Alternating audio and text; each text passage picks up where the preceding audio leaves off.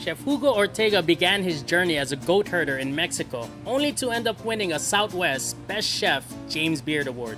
After he immigrated to the US at the age of 16, his dishwashing career led him to meet the woman that would change his career and would later become his wife. And now, after multiple successful restaurants, they finally opened Xochi, a restaurant that is serving food that is closest to his heart, Oaxacan cuisine.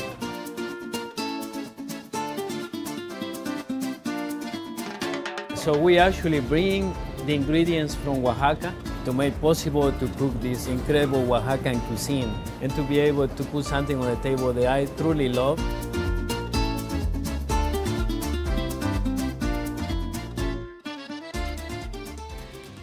I got to this wonderful city back in the early 80s and I never looked back.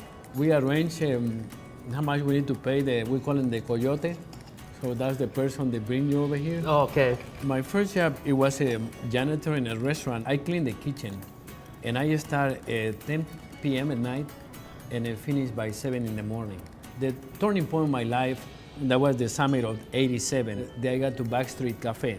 Playing soccer, my friends say, hey, they're looking for a dishwasher. You know, they took me over there. Out of the gate, I meet this beautiful lady, and so that was Tracy.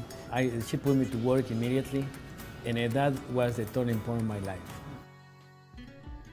Tracy asked me, say, do you be interested to go to a cooking school? And she paid for my enrollment. I graduated in '91 when she offered me the position of chef at Backstreet. I just always felt attracted to Tracy. And one summer in '92 or '93, I asked her to be my girlfriend. She said yes. So it's going to be our 23rd anniversary. We've been together for about 28 years. 28 years. She herself is an incredible restaurateur. You know, you can feel her presence when she's in the kitchen. An incredible team, I think. Yeah, it was the first time that I worked alongside my wife opening Tin Roof, my new restaurant. And you know, it was a lot of things that we had to learn together, but it's a pleasure that I get to share that moments with my best friend.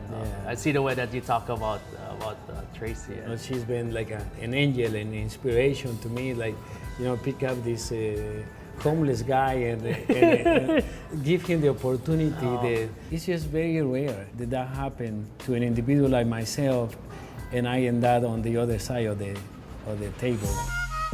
The first dish is this ribeye. We want to season it. This is the chicatana mole. So these are the chicatanas, or the ants. We use this ingredient to make the chicatana mole. Oh, they remind me of like prawns, like small little shrimp that we have in our rivers. There's like that saltiness and crunchy and a lot of umami too. The recipes have been done for generations. The season is about maybe a week where you can catch these ants. Natives of Oaxaca, they collect them, they season it and toast it on the famous comal. They make mole, in this case. Mole is a way of living in Oaxaca. Every region you go, they have their own mole version. So there is hundreds and hundreds of moles. So this is from the valleys of Oaxaca, sopa de piedra. Traditionally, it's done by the river. In a natural stone, there is already carved like a pot. And then they bring the hot river stone and cook the seafood. Has that flavor from the rocks, the ash of the, you know, that it's burning on the wood, and it imparts that smokiness into the flavor and the fish and all that. I lived with my grandmother from 8 to 13. It was an incredible memories. I was a goat herder in these remote areas. There was no electricity, so by 5 o'clock you have to be up and make the very best out of the daylight. I learned to respect the land. Seasonality in those places is very important, and that was the way of living. Very kind of simple, dedicated to the land. From little kids out in the fields with the goats. That was it. That was our life. No HEB back in the days. No HEB back in the days. no HEB.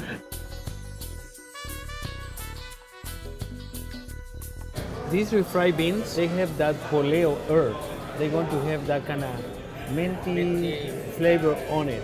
And also have dry pepper paste, they call chintestle. Then we put our mole. I don't want to say it, but it's like a pizza. It's like a pizza. But this is the street food of Oaxaca. The say is the inspiration on corn, which is the emblematic ingredient of Mexico. And then underneath you have what we call an atole, blue corn masa. The cookie is been infused with corn that has been toasted, and then the sweet corn ice cream on baby corn shape.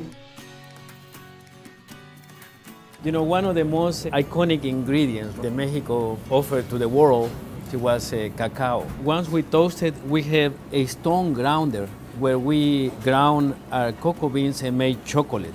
We put it in these tablets. It's just the cacao, cinnamon, and sugar. That is the chocolate mexicano. That's the best hot chocolate I've ever tasted. Oh, fantastic. How many restaurants do you have now? 6. I started off as a dishwasher. Oh my goodness. Okay. Worked my way up, and now I'm the owner of my own restaurant. So Fantastic. for you, starting as a dishwasher, now you have this empire.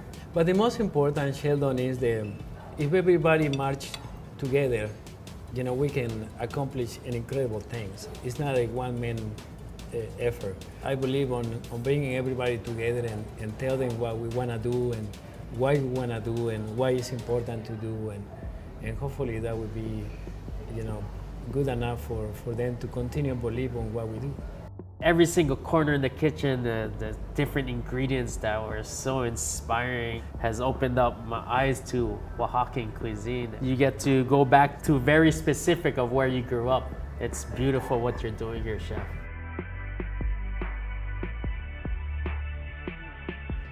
So these are marinated kebabs. Saffron is very important in Afghan cuisine.